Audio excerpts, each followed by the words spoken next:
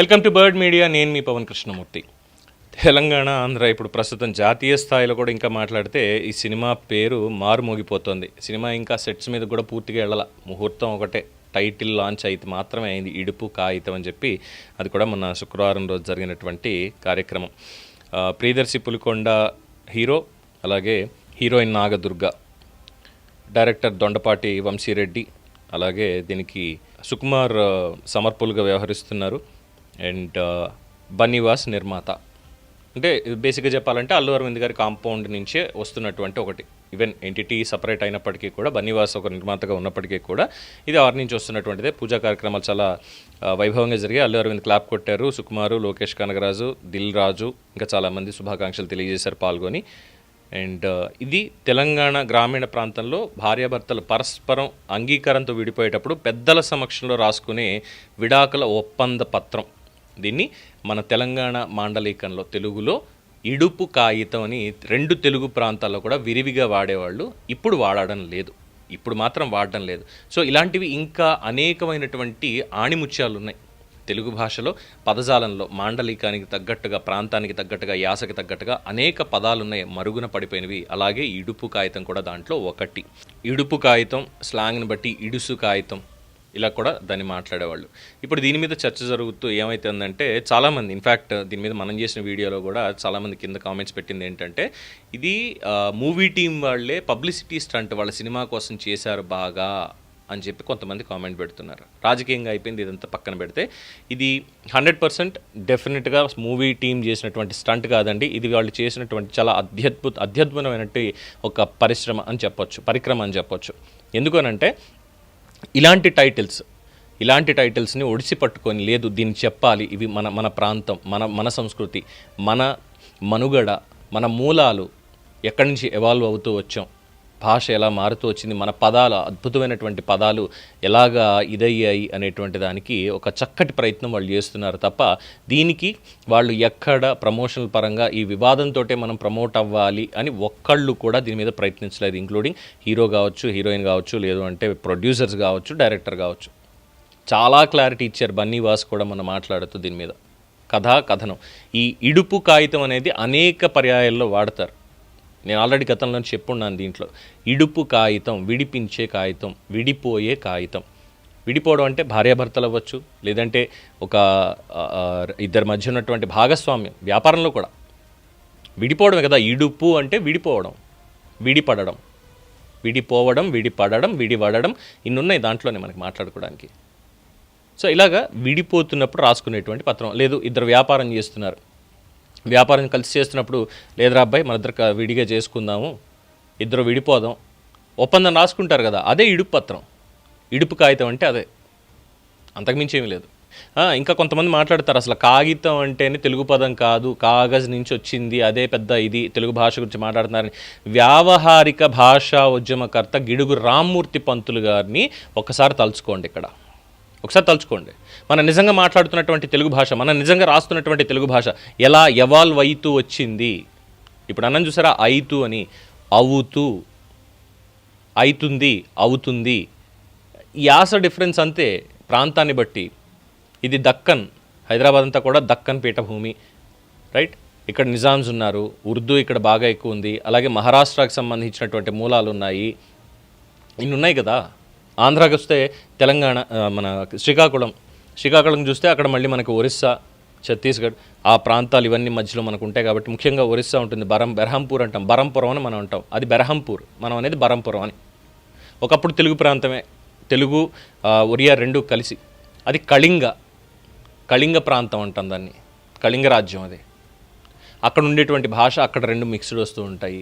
తర్వాత వైజాగ్కి వస్తే ఒకలా ఉంటుంది, అక్కడి నుంచి కిందకి దిగితే ఇంకొకలా ఉంటుంది. కోస్తా, ఉభయ గోదావరి జిల్లాలకు సంబంధించి చూసినప్పుడు, తర్వాత కృష్ణా, గుంటూరు వచ్చేసరికి వ్యావహారిక భాష, మనం ఇప్పుడు పేపర్లో రోజు పుస్తకాల్లో చదువుతున్నటువంటి భాష ఇక్కడ ఉంటుంది. కిందకి దిగితే రాయలసీమ స్లాంగ్లో ఏ పాఠ్యపుస్తకం కూడా మనకేమీ లేదే.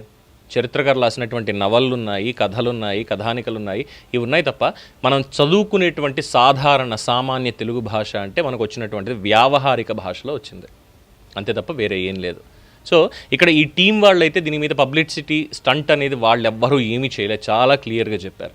ఇప్పుడు బాలకృష్ణ గారిది భగవంత్ కేసరి అని సినిమా వచ్చింది. భగవంత్ కేసరి పేరు ఎక్కడ ఏ ప్రాంతంలో అయినా ఉండొచ్చు. అది ఆంధ్రానా, తెలంగాణనా, లేదంటే కర్ణాటక, తమిళనాడు, ఎక్కడన్నా పేరు పెట్టుకోవచ్చు భగవంత్ కేసరి అని.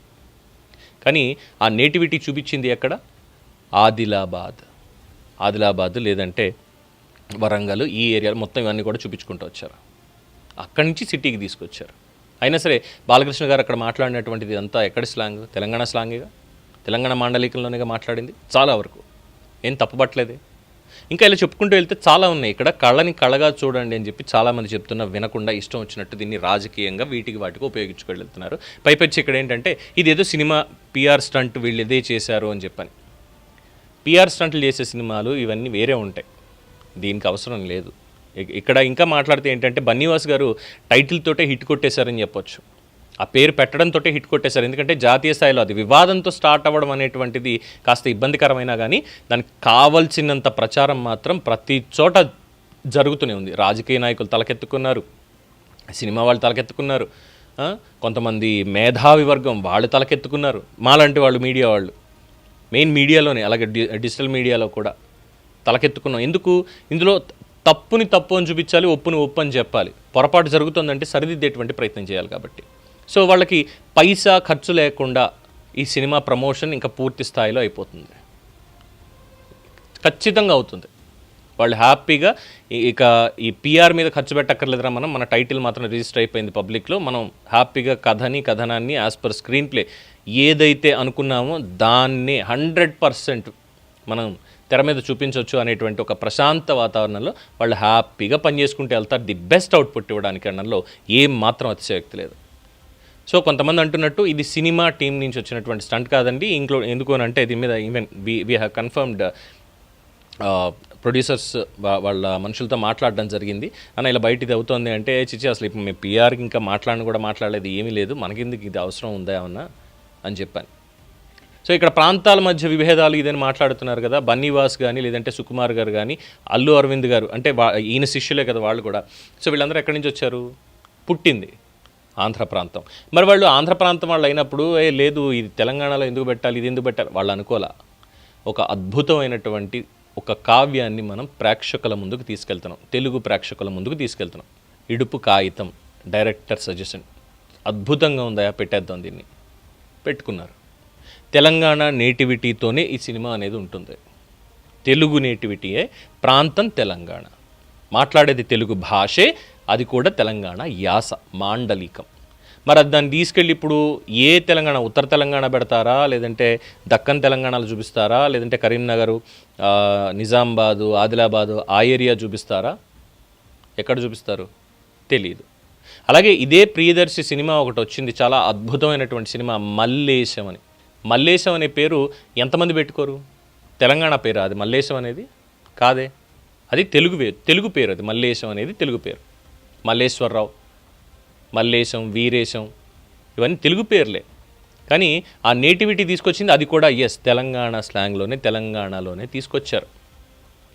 కానీ దాంట్లో అంతర్లీనంగా ఉన్నటువంటి ఒక సమస్య, ఫేస్ చేస్తున్నటువంటి సమస్య మొత్తం అందరికీ కూడా దేశవ్యాప్తంగా చేనేత కళాకారులకు ఆపాదించారు. కాబట్టి ఆ రోజు వాళ్ళకి మల్లేశం అని పేరు పెట్టి ఇది చేశారా, ఇది తెలంగాణ సినిమారా, ఇంకోటని ఆ రోజు రాలేదు వివాదం. కానీ ఇక్కడ ఈ భాష, ఈ పదం, ముఖ్యంగా ఇడుపు కాగితం అనేటువంటి ఒక పదం కనుమరుగైపోయింది దాదాపుగా. ఎవరు పెద్ద మాట్లాడడం లేదు. అందుకని చెప్పి దాన్ని ఇది ఎప్పుడు వాడారా, ఇది ఎప్పుడు జరిగింది ఇలాగా అని చెప్పి ఎక్కడో చరిత్రలో జరిగినటువంటి దాన్ని తెలంగాణలో కావచ్చు, ఆంధ్రాలో కావచ్చు జరిగింది. రేపొద్దున అసలు ఈ వంశీరెడ్డి దొండపాటి నిజంగానే ఈ సినిమా లేదు ఇడుపు కాగితం అని టైటిల్ పెట్టి, లేదంటే అంతెందుకండి తెలుగులో మనకు సినిమా వచ్చింది ఎస్వి కృష్ణారెడ్డిది మావిడాకులు. మావిడాకులు ఏంటి కాన్సెప్ట్? చివరాఖరికి వచ్చి స్టోరీ పక్కన పెట్టేస్తే మావిడాకులు అన్నారు. మావిడాకులు అంటే మామిడి చెట్టు ఆకులు తోరణాలు కడతాం కదా, అవి కాదు, మా విడాకులు. ఇక్కడ ఇడుపు కాగితం, నథింగ్. దీనికి అనవసరంగా చిలవల పలవలు చేసి తెలియకుండా కొంతమంది ఇది స్టార్ట్ చేసింది మాత్రం ఖచ్చితంగా చెప్తున్నాను కదా, కొంతమంది హీరోల అభిమానులే దీన్ని స్టార్ట్ చేశారు. పనికి మాలిన వెధవలు. వాళ్ళకి ఇంకా తెలియక, లేదంటే ఇటీవల కాలంలో జరుగుతున్నటువంటి ఈ రాజకీయ పరిణామాలు వీటితోటి ఎవరెవరు ఏం మాట్లాడుతున్నారని ఈ రాజకీయంగా ప్రేరేపితమయ్యి దాని మీద మనం మాట్లాడాలరా ఎలాగైనా సరే ఇది అని చెప్పని తీసుకొచ్చి చేసేటువంటి తప్ప ఇంకోటి కానే కాదు. రాజకీయ నాయకులు, రాజకీయ కార్యకర్తలు, హీరోల అభిమానులు, సినిమా టీం దీన్ని ఏదో నెగిటివ్ ప్రచారం చేసుకుంటే మనకు అయిపోతుందిలే అనేటువంటి ఉద్దేశంతో వాళ్ళు ఎవ్వరూ దీన్ని చెయ్యలేదు. Sources confirmed. పర్సనల్గా నేను కూడా వాళ్ళతో మాట్లాడడం జరిగింది. సో ఇక ఆ కాన్సెప్ట్ పక్కన పెట్టేసేయండి, అవసరం లేదు. చక్కటి తెలుగులో వస్తున్నటువంటి సినిమాని చక్కగా ఆదరించండి, అంతే. దీని మీద మీ అభిప్రాయం తెలియచేయండి. చూస్తూనే ఉండండి ది బర్డ్ మీడియా. ఈ వీడియో మీకు నచ్చినట్లయితే లైక్ చేయండి, షేర్ చేయండి, సబ్స్క్రైబ్ చేయండి. మరిన్ని అప్డేట్ల కోసం మా వాట్సాప్ ఛానల్ను ఫాలో చేయండి.